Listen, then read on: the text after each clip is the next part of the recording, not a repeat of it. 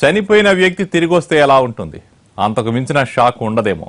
మామూలుగా ఇలాంటి సీన్లు సినిమాల్లో ఎక్కువగా కనిపిస్తుంటాయి. ఇక నిజ జీవితంలో అక్కడక్కడ ఇలాంటి ఘటనలు షాకిస్తుంటాయి. శ్రీకాకుళం జిల్లాలో ఇలాంటి ఘటనే జరిగింది. ఓ వ్యక్తి చనిపోయాడని బంధువులకు సమాచారం అందింది. అందరి సమక్షంలో దహన సంస్కారాలు కూడా చేసేశారు. ఇది జరిగిన 2 రోజుల్లో షాక్. చనిపోయాడనుకున్న వ్యక్తి డైరెక్ట్ గా ఇంటికి వచ్చేసాడు. మరి దహన సంస్కారాలు చేసిన డెడ్ బాడీ ఎవరిది?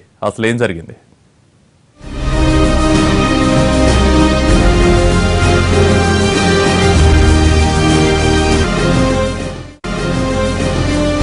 ఇతని పేరు యానాది భాస్కర్రావు. శ్రీకాకుళం జిల్లా మందస మండలం సొండిపుడికి చెందిన ఈయన గతంలో చైల్డ్ లైన్ ప్రతినిధిగా పనిచేశారు. ఊళ్ళో అందరితో కలిసిమెలిసి ఉండేవాడు. 10 రోజుల క్రితం తీర్థయాత్రలకు తిరుపతికి వెళుతున్నానని చెప్పి ఇంట్లోంచి బయలుదేరాడు. భాస్కర్రావు తిరుపతి నుంచి 10 రోజుల్లో తిరిగొస్తాడని కుటుంబ సభ్యులు ఎదురు చూస్తున్నారు. ఇంతలో ఊహించని షాక్. భాస్కర్రావు కొడుకుకు పోలీసుల నుంచి ఓ ఫోన్ కాల్ వచ్చింది. విశాఖ తీరంలో మీ నాన్న డెడ్ బాడీ దొరికిందన్నది ఆ ఫోన్ కాల్ సారాంశం. విశాఖ తీరంలో డెడ్ బాడీని చూసిన ఓ వ్యక్తి చైల్డ్ లైన్ లో పనిచేసిన భాస్కర్రావు డెడ్ బాడీలా ఉందని పోలీసులకు అనుమానం వ్యక్తం చేశారు. దీంతో వెంటనే పోలీసులు అతని కుటుంబ సభ్యులకు సమాచారం ఇచ్చారు. తిరుపతికి వెళతానన్న భాస్కర్రావు విశాఖ తీరంలో సేవ ఎలా అయ్యాడన్నది మిస్టరీగా మారింది. వెంటనే కుటుంబ సభ్యులు విశాఖ కేజీహెచ్ కు చేరుకున్నారు. అప్పటికే మృతదేహం పూర్తిగా పాడైపోయింది. అయితే డెడ్ బాడీ తన తండ్రిది కాదంటూ భాస్కర్రావు కొడుకు అనుమానం వ్యక్తం చేశారు. భాస్కర్రావు ఆనవాళ్లేమీ లేకపోయినా పోలీసులు ఒత్తిడి చేసి మృతదేహాన్ని బలవంతంగా అప్పగించారని తెలుస్తోంది.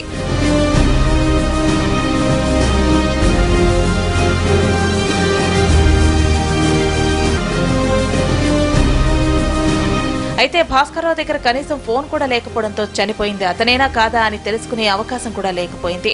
దీంతో తప్పనిసరి పరిస్థితుల్లో కుటుంబ సభ్యులు మృతదేహాన్ని సొంటిపుడికి తీసుకొచ్చారు. గ్రామస్తులు బంధువుల సమక్షంలో దహన సంస్కారాలు చేసేశారు.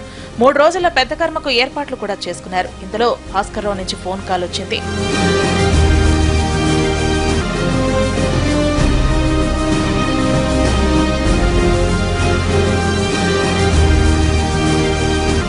తాను విజయవాడలో ఉన్నానని చెప్పడంతో కుటుంబ సభ్యులు ఆశ్చర్యపోయారు. చనిపోయిన వ్యక్తి ఫోన్ ఎలా చేస్తాడనుకుని వెంటనే ఇంటికి రమ్మని చెప్పారు. దీంతో అతని ఇంటికి చేరుకున్నాడు. భాస్కర్రావును చూసి అతని కుటుంబ సభ్యులు షాక్ అయ్యారు. తిరుమల వెంకన్న దర్శనం చేసుకుని తర్వాత విజయవాడ వెళ్లి అక్కడ భవానీమాల స్వీకరించాలని భాస్కర్రావు చెప్పడంతో కుటుంబ సభ్యులు నమ్మలేకపోయారు. ఆనందంతో ఉక్కిరి బిక్కిరయ్యారు. నా పేరు యానాది భాస్కర్రావు. తిరుపతి దేవస్థానంలో వెళ్ళటం 12 రోజుల కిందట జరిగింది. 20వ తేదీన మా తమ్ముడైనటువంటి గిరికి ఫోన్ చేయగా నీవు చనిపోయావని మాకు కవర్ వచ్చింది. మేము అందరం కూడా కలిసి వెళ్ళి కేజీహెచ్కి వెళ్ళి అక్కడ డెడ్ బాడీ చూస్తాడికి నీవే అనిపించింది. 3 రోజుల కిందట మరి చనిపోయావని చూస్తాడికి నీవే అనిపించి ఆ యొక్క బాడీని తీసుకొని రావడం జరిగి దానక్రియలు జరిగాయి. అక్కడ ఉన్నటువంటి పోలీసు వారు మా అబ్బాయి కూడా చెప్తున్నారు పోలీసు వారికి, మా నాన్న ఇతను కారు అంటప్పటికి కూడా నువ్వెందుకు ఒప్పుకోవని మరీ ఒప్పించి మా అబ్బాయి డిఎన్ టెస్ట్ తీయమన్నాడు. తర్వాతను పోస్ట్ మార్టం చేయమన్నప్పుడు కూడా ఈ 2 కూడా జరగలేదు.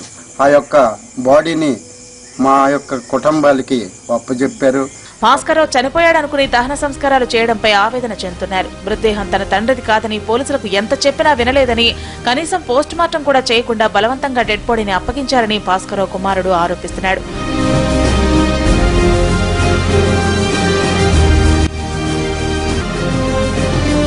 పోలీసుల ఒత్తిడి వల్లే మృతదేహాన్ని తీసుకొచ్చి దహన సంస్కారాలు చేశామంటున్నారు. అయితే వాళ్ళు దహన సంస్కారాలు చేసిన మృతదేహం ఎవరిది అనేది ఇప్పుడు మిస్టరీగా మారింది. ఎవరో భాస్కర్రావు మృతదేహంలా ఉందని అనుమానం వ్యక్తం చేయగానే నిజానిజాలేంటో పోలీసులు దర్యాప్తు చేయకుండా డైరెక్ట్ గా వారి కుటుంబ సభ్యులను సంప్రదించి డెడ్ బాడీని అప్పగించడంపై విమర్శలు వ్యక్తమవుతున్నాయి. మరి ఆ డెడ్ బాడీ ఎవరిదనే విషయాన్ని పోలీసులు ఇప్పుడు ఎలా తేలుస్తారో చూడాలి.